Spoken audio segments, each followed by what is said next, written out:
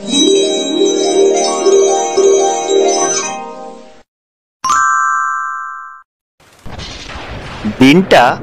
17ই March. বেশ বৃষ্টি হচ্ছিল। অবশ্য বিকেলের দিকে বৃষ্টিটা হালকা ছিল, কিন্তু যত রাত বাড়ল ততই বৃষ্টিটা বাড়তে লাগলো। রাত তখন 10টা। প্রতিদিনের মতনই রাতের খাবার খেয়ে নিজের ঘরে চলে গেলাম। সেখানেই একটু পায়চারি করলাম। এটা আমার প্রতিদিনেরই অভ্যেস। প্রতিদিন রাতে খাবার খেয়ে বাড়ির ছাদে একটু পায়চারি করে তবেই ঘুমোতে যাই। আজকে বৃষ্টি হচ্ছে, তাই ছাদে পায়চারি করার কোনো উপায় নেই। নিজের ঘরেই একটু পায়চারি করে নিলাম। কিছুক্ষণ পায়চারি করার পর ঘুমোতে যাব। তখন ভজন কাকা এলো। ভজন কাকা আসলে আমাদের বাড়িতেই কাজ করে। তাকে দেখে বাবা বলল, কি রে ভজন, এক্ষুনি তো সব কাজ সেরে বাড়ি গেলি, আবার চলে এলি যে? কিছু নিয়ে যেতে ভুলে গেছিস নাকি? না, একটা খবর জানাতে এলাম। কি খবর? ওই আমাদের গ্রামের পূর্ব দিকটায় নাকি বাজ পড়ে দুজনের মৃত্যু হয়েছে। ভাবলাম আপনাকে জানিয়ে যাই, আপনারা সতর্ক থাকবেন। তাহলে আমি এখন চলি। হ্যাঁ, যা যা, সাবধানে যাস কিন্তু। খবরটা শুনে বুকটা কেমন ধড়ফড় করে উঠল। তখন অনেকটা রাত হয়েছে। কোনো কিছু আর না ভেবে ঘুমোতেই চলে গেলাম। প্রত্যেক দিন ঘুমোলে ছোটখাটো স্বপ্ন দেখি, কিন্তু এই স্বপ্নটা একদম আলাদা। ঘুমিয়ে ঘুমিয়ে দেখছি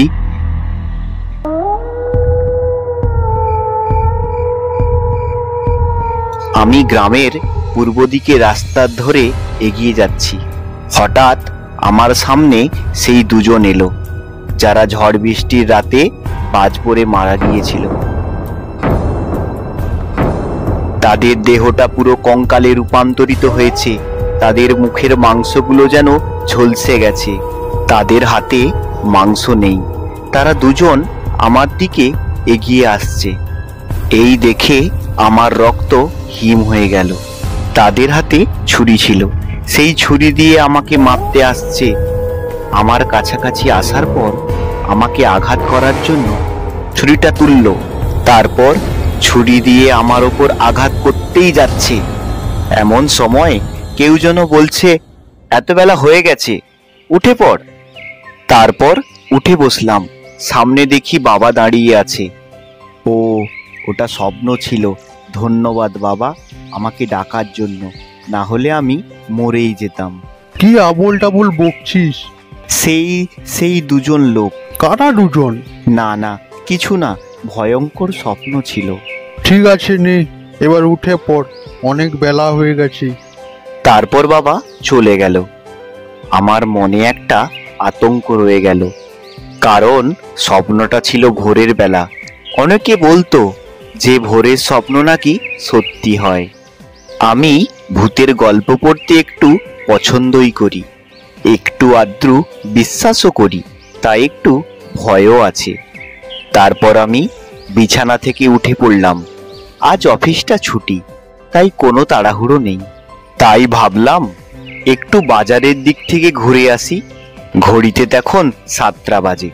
আমি বাজারে যাব বলে বাড়ি থেকে বেরোতে যাব, ফোনটা বেজে উঠল। তাই আবার ঘুরে ফোনটা ধরতে গেলাম।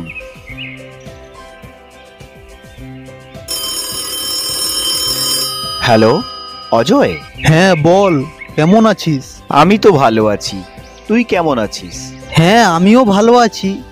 আচ্ছা, আজকে তো তোর অফিস বন্ধ তো?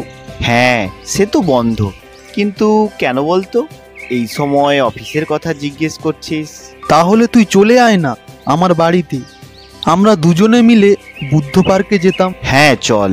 সব সময় অফিসের 4 দেওয়ালের মধ্যে থাকতে থাকতে কোথাও যাওয়া হয় না, গেলে তো খুব ভালোই হয়। তাহলে তুই 10টার দিকে বাড়ি থেকে বেরিয়ে আয়, দুজনে একসঙ্গে চলে যাব। ঠিক আছে, তাহলে তুই ফোনটা রাখ।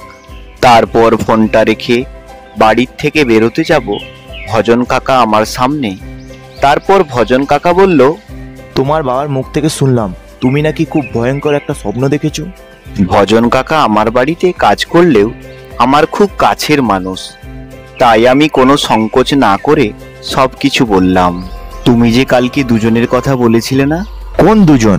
ওই যে বাজ পড়ে মারা গিয়েছিল। হ্যাঁ, সে তো বলেছিলাম, তাতে কি হয়েছে? তাহলে শোনো।